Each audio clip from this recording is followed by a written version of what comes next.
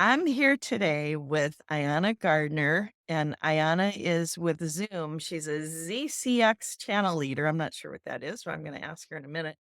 But Ayana, it's so great to see you again. We met at CIS at the conference Hi, last. Lori. Yeah, I'm so happy to be here. I'm glad that we finally got to do this. So thank you so much for having me. Yeah, you've had a great career in sales. And first of all, what does a ZCX Channel Leader do? That is a great question. So ZCX stands for Zoom Customer Experience. And I just work with the channel partners, so the resellers of Zoom products. And I specifically make sure that they're selling Zoom Contact Center. So I do that through enablement. We do a lot of events with the partners to make sure they have everything they need in order to sell our products Yeah. and then let them know like what the incentives and commissions look like. And then also we do a lot of helping to create lead generation. So we do that through prospecting or blitz calls, things like that. So that's pretty much my role. Is it mostly virtual or do you travel because of events or are they virtual events? I guess with Zoom, they're probably virtual, right? Yeah, we do quite a bit virtual, obviously Zoom, we have that technology and we want to use our own dog food. Yeah. But I do travel because we do find that in person there's something special that happens when you just build that relationship. So meeting up with partners, hosting events. We do a lot of like lunch and learns or happy hours, things of that nature. So I probably do maybe three or four a quarter over 3 months. So it's not every day, but maybe every other week, once a month, depends on the time of the year. Summer wasn't that busy because a lot of the partners were traveling. So it's usually the beginning of the year and the end of the year where there's a lot of travel. Oh, that's very interesting. It sounds like a very interesting role. So I like that. And it's good for people to know that are looking into a sales job or in a sales role, looking to change that there are so many different types of roles available. You So many mentioned types. Yeah. enablement. You're doing something where it's involving enablement, it's involving the channel, it's involving trade shows. That's pretty cool, I think. Yeah, no, it's a lot of fun. I love it. It's never the same day in a row, which for someone like me, I like that variety. And I cover the Western territory. So that is about 300 partners, I think a little under 300. So there are obviously the top partners that I work with regularly, but typically it's a new partner that's in the shuffle every week that I am either introducing myself or rehashing that relationship and saying, "Hey, we haven't talked in a couple of months. What are you guys doing? When can we set up a meeting with your sales team to talk about some of the new stuff that we have going on?" And the biggest thing with Zoom is that we have features that are coming out probably every month, 30 to Sure. 50 features. Wow. So constantly updating the partners on, hey, we can do this now. Hey, did you see this AI feature that we came out with? And this just all of a sudden will help them think of a customer. Oh, you guys do that? I just talked to a customer that's looking for that. Perfect. Let's broker a conversation to see if there's something there. So that's a big part of my job as well, just keeping them updated. And I myself have to stay updated, which is a job on its own. Yeah, I was gonna say, I feel like I've always been a lifelong learner in sales. Do you think of yourself that way too? Because there's always new Oh, things. absolutely. I know we're going to get to like advice and everything, but the best salespeople are lifelong learners. You have to always, especially if you're in the technology space, there's always something new, innovative. You want to stay on top of that so that you seem competent when you're talking to your partners or your customers, but then also you can just stay on top of the trend because things are always changing. So always learning. Yes. Oh, that's great. Let's go back a little bit because when you were in school, I'm curious, what did you think you would be when you grew up? Did you think you'd be in tech sales? No, It's not something I we think, aspire to when we're young, like yeah, in tech I sales. I think, grew up. yeah, for the longest time, I wanted to be a pediatrician. I think I just loved kids and I was super smart. So I was like, I can be a doctor. It can't be that hard. Yeah, that was what I wanted to do for the longest time. But then when I found out how long you have to go to school, Yeah.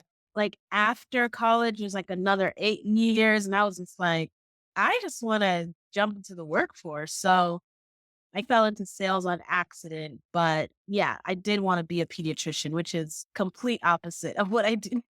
Although it's a helping profession and you're helping, right? Yeah, for sure. Did you have anyone in your family who was in sales that could Yes, say, "Oh, yeah, I sales is did. good"? That is a great question. My dad, he was in sales my entire life. He started off selling, I think, life insurance. And that was when we were back in New York. And then I told you we moved to Vegas when I was 5 years old. The job that brought him to Vegas, he was actually a sales manager of a Yellow Pages company. Ah, So that kind of dates me and him a little bit. I remember the Yellow Pages. Yeah, you remember the Yellow I Pages. do. And so he was the guy that was running the sales team that would basically get people to buy ads in the Yellow Pages. So they'd Yeah. go door knocking on businesses and say, hey, nail shop, you should put an ad in the Yellow Pages. Hey, teriyaki bowl food place, you should put an ad in the Yellow Pages. These are our prices. This is the ROI that our other customers are getting from our ads and things like that. And that's really what he did. And I would go to the office with him all the time, help him file papers, hear him in some of his meetings. And then I started to learn as I got older about commission. So I knew that he had a really good commission month because we would get all the groceries and we probably have a trip plan. And my mom would get some new furniture. And I'm like, oh, okay, daddy had a good commission month. And he had a lot of them. So it was definitely, it piqued my interest, but I still wasn't looking to be in sales. Yeah. But once I turned away from being a pediatrician, it was just like, okay, maybe I'll just do this in the meantime until I figure out what I want to do. And then I got sucked in and loved it. Yeah, was it surprising to you about how many people have built such big careers in tech? To me, it's incredible, really. Yeah, no, definitely. I think the more I got exposed to it, the more I saw that it was a career that you can build into. But then also just seeing all the different types, because it's not just tech sales, there's pharmaceutical sales, there's, yeah, insurance people, they make residuals. So they make really good money from a deal that they sold 10 years ago. They're still getting a check from that. But just Yeah. learning about all the different sales roles, no matter what the product is, you need a sales team in order to push it out and to go to market and to make the revenue. So it just Yeah. seemed like a career where there was a lot of job security. Yeah. And so being a woman and being a woman of color, how have you dealt with the male majority, the white male majority, I guess I would say? Yeah, because it's definitely there.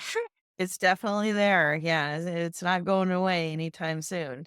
Yeah, I think for me, and I'm a little bit unique, I'm not saying everybody does this or every woman of color does this, but I grew up in the suburbs where I was already the only one in most of my classes or any sort of extracurricular activities that I did.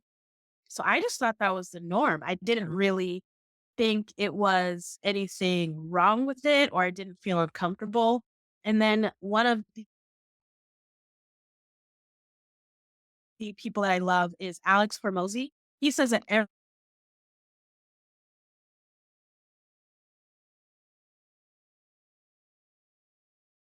Uh-oh. I lost your audio.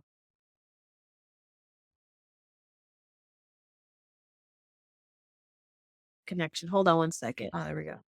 Now I can hear you. Okay, can you hear me now? Yeah, start back with Alex Hermosi. Sorry, my internet connection went a little squirrely. That's I'm good okay. now? Yeah. Yeah, so one of the people that I love is Alex Hermosi, and he always talks about advantages and disadvantages. And it's like glass half full, glass half empty. So I could walk into a room and say, oh, I'm the only woman of color. I'm the only woman, get really self conscious about that. Or I could walk into a room and say, I'm the only woman of color. I'm the only woman. I'm probably going to be the most memorable of all these conversations that are happening in this room. Yeah. So, how can I make myself stand out even more by being competent, by being friendly, by providing some sort of value for this person? So now when I follow up with them, they're like, oh, yeah, no, I definitely remember you. Let's set up that meeting. let's register that deal, et cetera, et cetera. That's just how I think about it. I don't go into it like, woe is me, because that doesn't help anybody, me Right. or the person that I'm trying to sell to. Yeah, there's no room for that in sales, right? It's all about Exactly. being forward thinking and being uplifted. And even I think of it like athletes. Like if you had a bad game last night, you can't come into today with that attitude, right? It's Exactly. mindset is so important, and it's just incredible to just be that. I feel I relate to you in the sense that as I'm getting older, 55 plus, we'll say, people will hold age against people, particularly in Mhm. tech. I've been not thought of in a lot of different situations. And I see it as an advantage because I have wisdom. I have insight. I know about the yellow pages. There are people that don't know what that means. We Exactly. years of selling previously. I've spent hundreds and thousands of sales calls, and that has value. And so Absolutely. a woman will reach out to me and say, "Oh, I'm over 50 and I can't get an interview." And I'm just like, "That is just up here." You know, Right. it's not true. And if you have value and if you don't, if you do have value, put it on your LinkedIn. Let's see what you did. It has to show something. It can't just be the role, but what did you cause to happen? What were some of the results? You got to share that stuff because that's what sales is all about, right? Yeah, no, I agree. That's the only way. I don't know where I got that from. Maybe my parents taught that to me, but yeah, it's just the only way to go about life, just in anything. Sales, if you're on vacation and I don't know, the flight gets canceled or something, it's okay. What can we do in this other test? You have Yeah. to think about it that way because otherwise you'll be miserable. There's always something to focus on that's negative. Yeah, I think it's a gift to have that mindset because I don't think I got it from my parents. Although my dad was very optimistic, but he was also a don't make waves, just be Yeah. the guy for all of us, not just my sisters, but my brothers too. So Yeah. And sometimes it's a little bit annoying to my husband. I can be overly optimistic and he's just, let's bring it down to reality here. And I'm like, okay, so it has yeah, its pros and cons in its own way. that's right. Being overly optimistic in sales is we Yeah. learn that lesson too over time, right? Yeah, exactly. Great. You've been in several different organizations. I'm wondering what kinds of learnings do you have for maybe a woman who's considering telecom sales or tech sales of some type? What advice would you have? Yeah, I have a couple. I would say to start off, we touched on learning. That is a huge part. And you can't rely on the company to provide all of the learning for you. So they're going to give you a foundational training and kind of let you know these are the products, these are the selling points, this is how we position ourselves against competition. Cool. But you have to go deeper. You have to find out what are the bad things that our customers saying about the product? What are the good things that they're saying? Get into the weeds with your sales engineer and learn about some of the nitty gritty of the technical. Even if you don't talk to it or speak to it, just understanding like how exactly it all clicks and works together. So that is a huge advantage because competency is huge in sales. If you don't come across that you know what you're talking about or you don't provide that value, then it's really hard for customers, or in my case, resale partners, to really trust you because they're just like, she doesn't even sell the product. She doesn't even know how to use it. Right. So I can only take what she's saying with a grain of salt. And that's men or women. So for sure, learning during the pandemic, I actually took a cloud infrastructure course that Rapid Scale was offering, Wow. and it was completely free internally, but no one on my team, this was before I joined the Rapid Scale team, no one Yeah. on my team took it because it wasn't required. We were only required to know the phone, internet, cable packages for businesses that we were selling. And it was partly because I had just so much time during the pandemic. I was a little bit bored Yeah. and I just went into it and found it fascinating because it was something that seemed complex. But then once you got under one layer, it was like, oh, that's all it is. It's just a data center with memory that's sending the information to this computer over here. Like it just started to click to me. Yeah.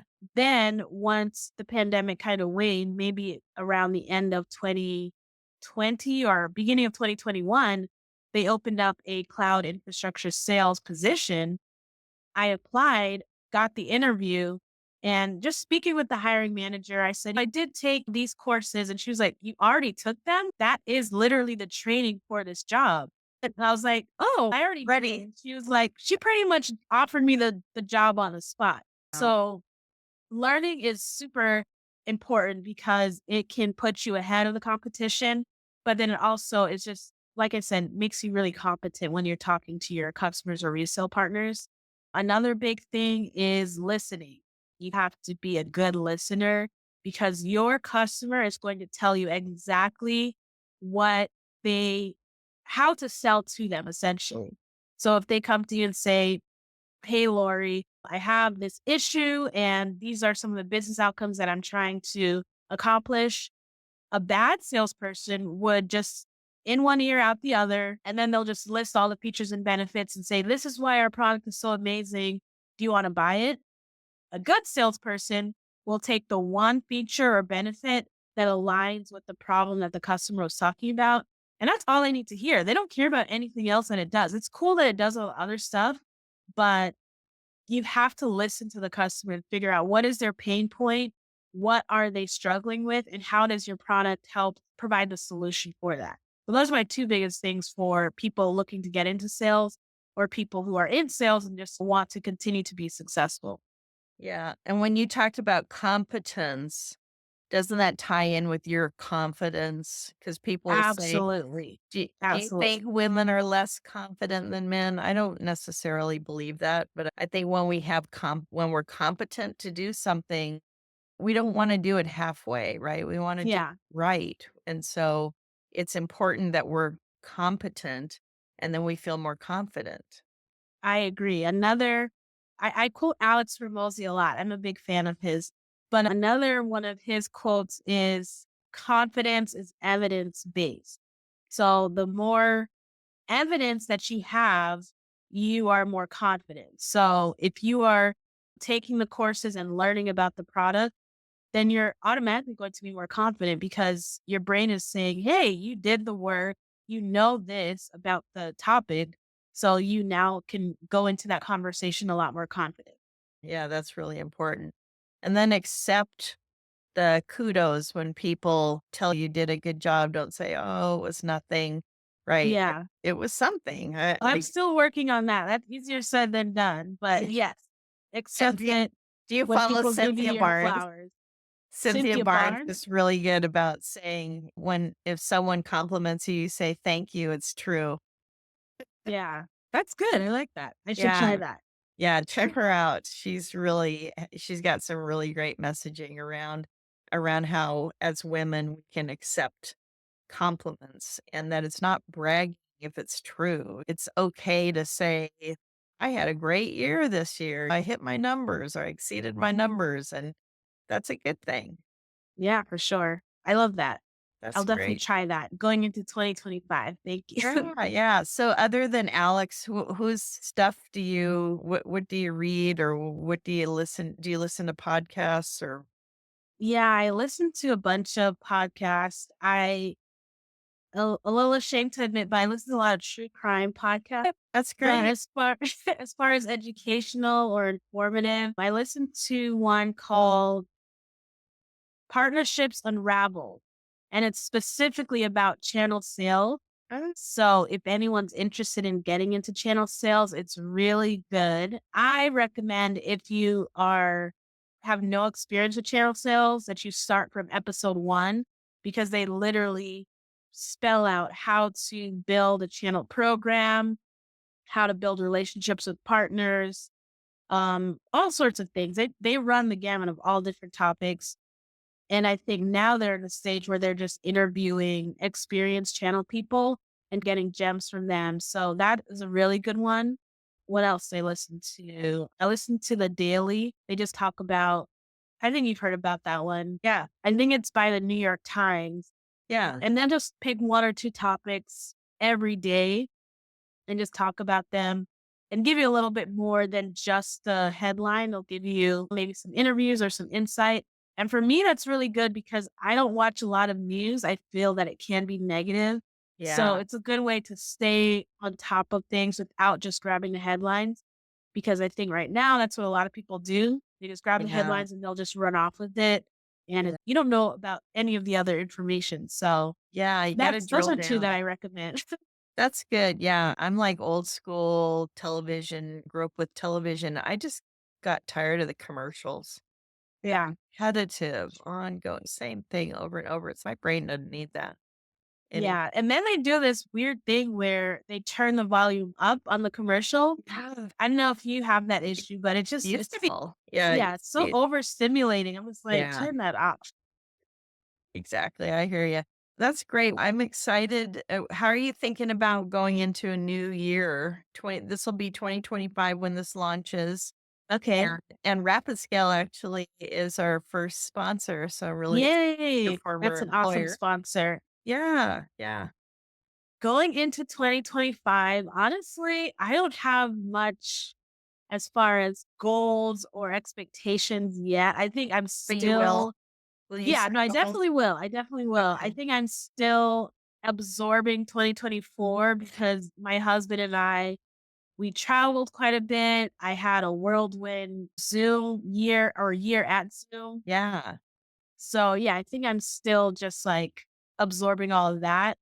So this Good. little vacation I think will be nice to take in all of 2024, the wins, the losses, and then make the roadmap for 2025. So Yeah. nothing to report as of yet, but by the time this airs, I'm sure I'll have that Oh, all, that's good. you We'll have know, to follow up. yeah.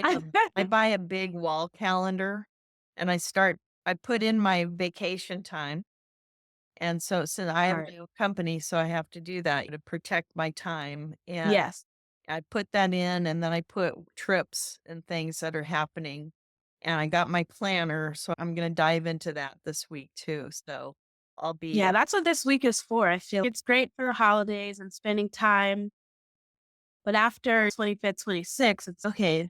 This last week is to really right. just deep clean your house, Yeah, do some journaling, maybe I go to love the that. spa That's and great. just like really reset before the new year. Because if you don't take that time, before you know it, it'll be February, March, and you're just like, ah, I love that take you're a this planner week. too.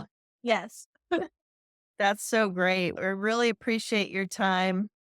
Ayana, it's great to hear about what you've done so far, and I look forward to hearing what you're going to accomplish in the future. Ayana is a channel leader at Zoom, and thank you so much for being on the show today. Yeah, thank you so much for having me, and thank you for just everything that you do. I think I sent you a message. You're just like the definition of an ally. So we're just so happy to have you, our community, and just thank you Thank for you. everything that you do. And you're a great interviewer as well. Oh, thank you so much. All right, here's to a big 2025, Ayana. You too. Thank you so Thank much. you.